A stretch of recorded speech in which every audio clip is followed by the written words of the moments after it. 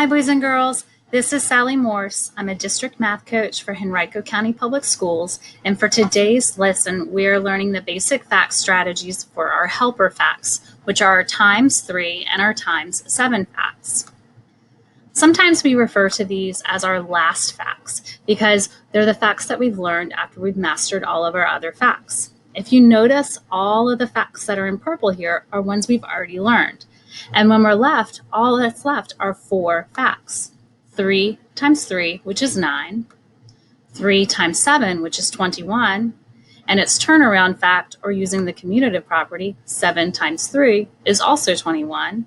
And then 7 times 7, which is 49. What we can do is partition the numbers involved to master our 3s and our 7s facts. For our 3s facts, we use our helpers facts of our 2s and our 1s. And for our 7s facts, we use our helpers facts of our 5s and our 2s. So we can split a 7 into a 5 plus 2 and then apply the distributive property. On the next few slides, I have a series of dots, and I want you to figure out how many dots there are. Ready? Let's begin.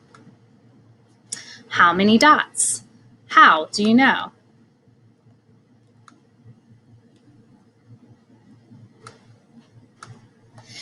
There are 3 rows and 3 columns. 3 times 3 equals 9. We can split this into 2 smaller arrays, a 2 by 3 array, which is 6, and a 1 by 3 array, which is 3. 6 plus 3 equals 9. How many dots? How do you know? Here we have a 3 times 5 array. 3 times 5 equals 15. We can split this into 2 arrays. We have a 2 by 5 array, which is 10, and a 1 by 5 array, which is 5. 10 plus 5 equals 15. So 3 times 5, or 5 times 3, equals 15. How many dots? How do you know? Here we have a 3 by 6 array. 3 times 6 equals 18. We can split this into 2 smaller arrays. 2 times 6, which equals 12, and 1 times 6, which equals 6. And 12 plus 6 equals 18, so 3 times 6, or 6 times 3, equals 18. How many dots?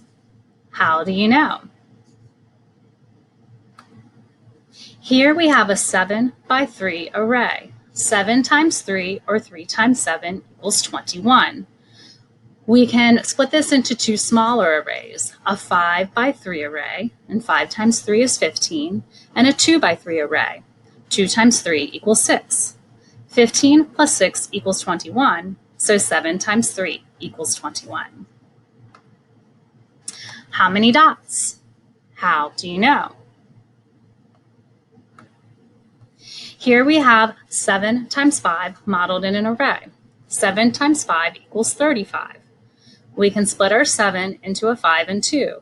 And we see a 5 by 5 smaller array, which is 25, and then a 2 by 5 smaller array, which is 10. 25 plus 10 equals 35, so 7 times 5, or 5 times 7, equals 35. How many dots?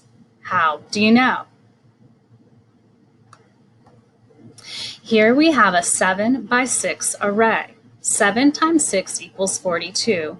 We can split this into 2 smaller arrays, a 5 by 6 array, and 5 times 6 is 30, and a 2 by 6 array, and 2 times 6 is 12. If we add 30 and 12, we get 42. So 7 times 6 equals 42. How many dots? How do you know? Here we see a 7 by 7 array. 7 times 7 equals 49. We can break this into 2 smaller arrays where we get a 5 by 7 array, and 5 times 7 is 35, and a 2 by 7 array, which is 14.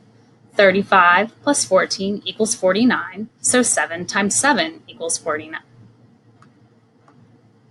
Here we have some examples of facts, a 3 times 3 fact and a 3 times 7 fact, modeled both as an array and as a number line. How are these models the same? How are they different?